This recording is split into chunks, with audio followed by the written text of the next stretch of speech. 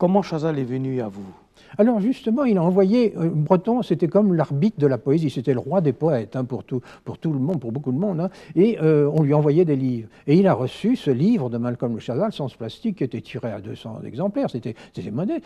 Il envoie à plusieurs écrivains de Paris, même la moitié du tirage, il m'a envoyé à des peintres, à des écrivains, et c'est Breton qui a réagi immédiatement. Et moi, j'étais là, et la réaction était merveilleuse. Je vois encore Breton fumant sa pipe, il me disait, on a un livre génial, c'est génial, n'est-ce pas? Et c'était génial. Et moi, j'ai été galvanisé à ce point que j'ai écrit tout de suite à Malcolm de Chazal, et ça a donné lieu à cette fameuse lettre qui m'a répondu, où il parle de sa révolution. Voilà, ma révolution.